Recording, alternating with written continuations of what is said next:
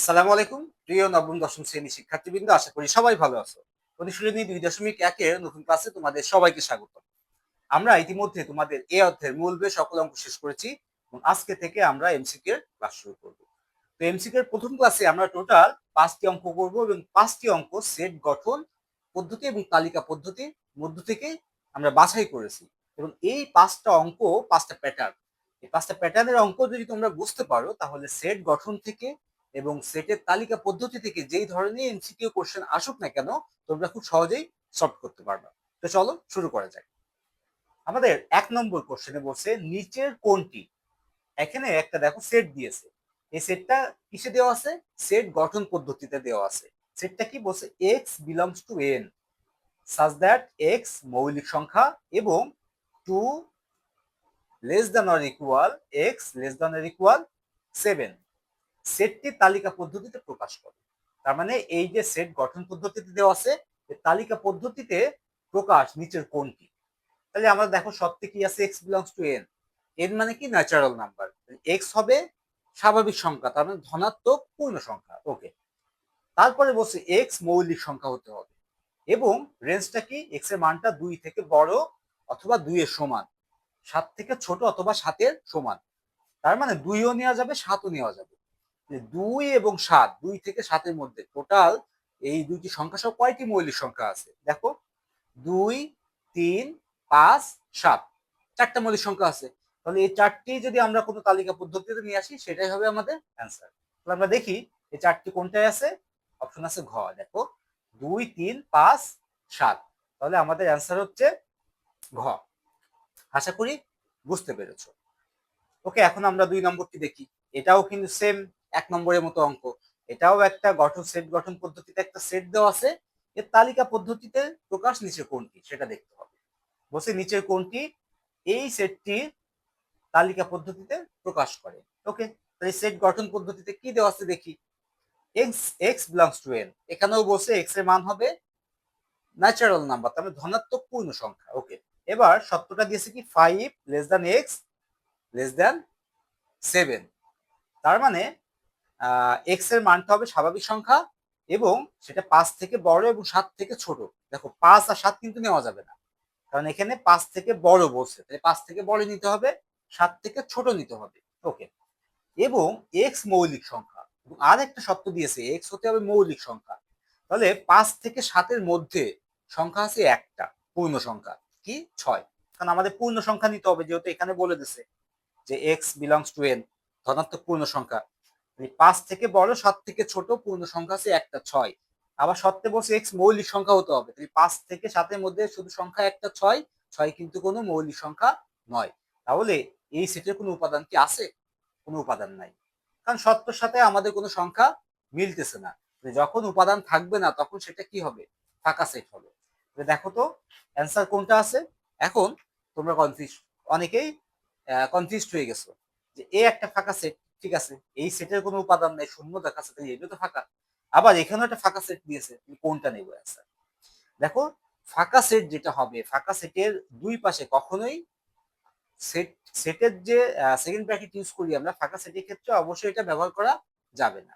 ওকে, তাহলে এটা হবে সেই নির্ণয় অ্যান্সার। এই যে ফাঁকা সেট, এই ফাঁকা সেটটাকে দেখো আর একটা সেট বানাইছে, তার মানে এই সেটের উপাদান ফাঁকা সেট, তাই না? এটা তো হবে না, এই সেটটাই হবে ফাঁকা সেট, তাহলে এটা হবে অ্যান্সার।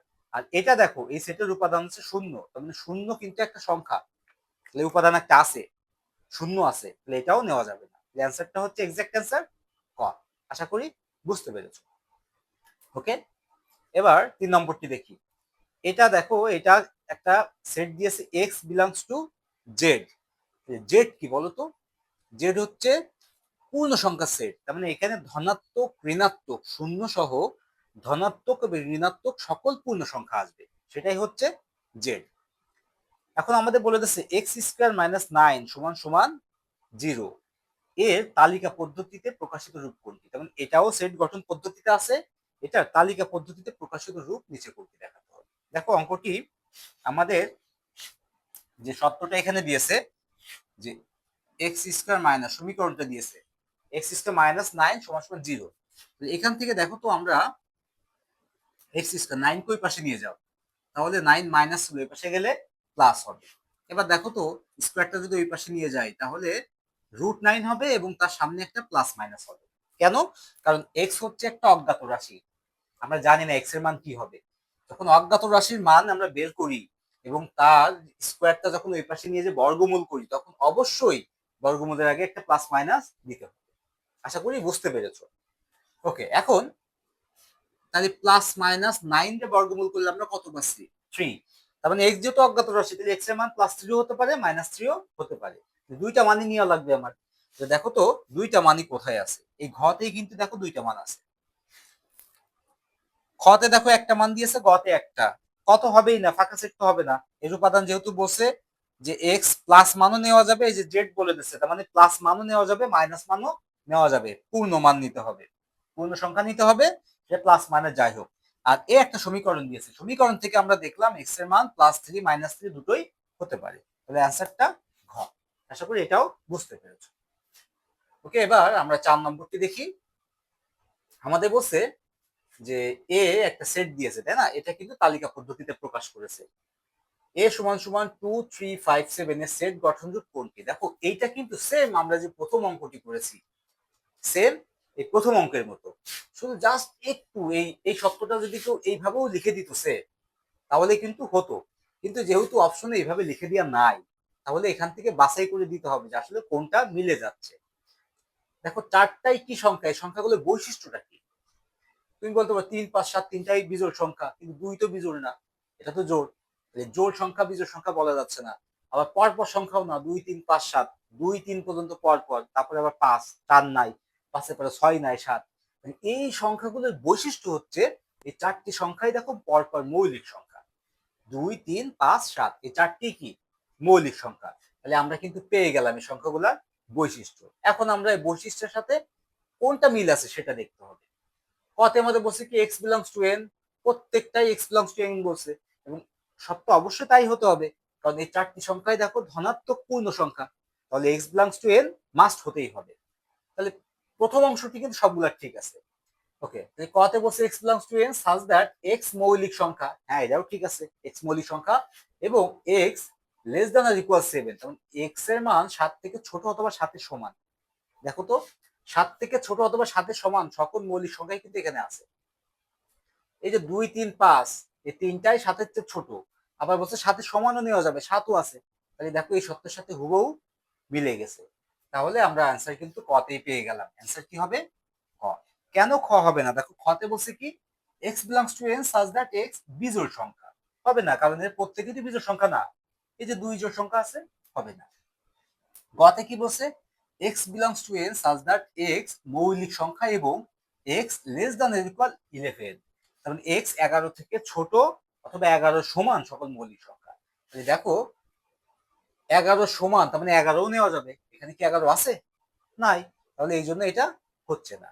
গতে কি বলছে x belongs to n such that x মৌলিক সংখ্যা, এটাও ঠিক আছে, এবং x less than 7, x 7 এর চেয়ে ছোট সকল মৌলিক সংখ্যা। কিন্তু আমার তো 7ও আছে, 7 এর চেয়ে ছোট বললে তো 7 এখানে থাকতো না, কিন্তু 7 যেহেতু আছে তাহলে এটাও নেওয়া যাচ্ছে না। আশা করি বুঝতে পেরেছো ক কেন অ্যান্সার হলো। ওকে, এবার আমরা 5 নম্বর দেখি। 5 এ আমাদের বলছে কি a সমান সমান 9 10 11 12 13 14 15 হলে নিচের কোনটি এ সেটের সেট গঠন পদ্ধতি? খুব সহজ একটা অঙ্ক দিয়েছে, প্রত্যেকটা অঙ্কই সহজ, কিন্তু এটা বেশি সহজ। 9 থেকে 15 পর্যন্ত দেখো প্রত্যেকটি সংখ্যায় আছে, এখানে কোন সংখ্যা মিসিং আছে? 9 থেকে 15 পর্যন্ত নাই। 9 10 11 12 13 14 15। তাহলে দেখো সেট গঠনটা কি হবে? এক্স বিলংস টু প্রত্যেকে দেখো ধনাত্মক পূর্ণ সংখ্যা, তাহলে x belongs to N must হতেই হবে।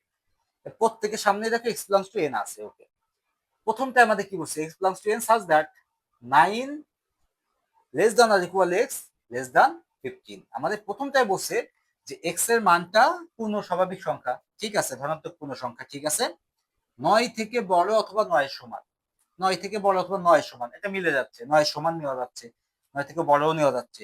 কিন্তু আবার এখানে বলছে কি 15 থেকে ছোট হতে হবে, 15 সমান কিন্তু আর দেয়নি, বলছে 15 থেকে ছোট হতে হবে, কিন্তু এখানে তো 15ও আছে, তাহলে ক নেওয়া যাচ্ছে না। খতে কি বলছে প্রথমটা ঠিক আছে, 9 থেকে বড় 15 থেকে ছোট, হচ্ছে না কারণ 9 আছে 15ও আছে, যদি 9 15 না থাকতো তাহলে আমরা এই সত্যটা নিতে পারতাম, এটা হচ্ছে না। গতে কি বলছে? 9 থেকে বড়, 15 থেকে ছোট অথবা সমান।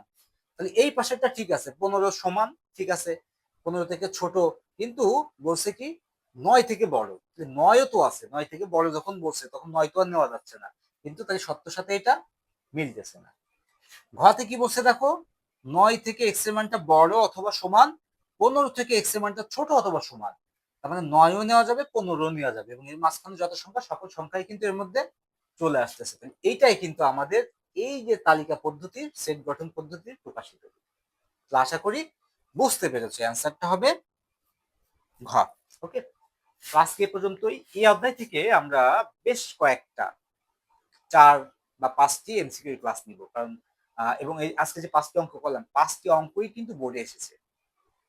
খুব সহজ অঙ্ক, বোর্ডে কিন্তু এই ধরনের অঙ্কই আসে। তো ঘাবড়ানোর কিছু নেই, এবং বোর্ডে যত ধরনের অঙ্ক আসতে পারে আমরা ইনশাল্লাহ এমসিকিউ এর যে 4টা বা 5টা ক্লাস নেব, এর মাধ্যমে সকল ধরনের অঙ্কই তোমাদের শেখাই ফেলবো। তো কোনো টেনশন করার দরকার নেই, শুধু আমাদের সাথে ক্লাসগুলো করে যাও। তো পরবর্তী ক্লাস দেখার জন্য অগ্রিম শুভকামনা সবাইকে। আল্লাহ হাফেজ।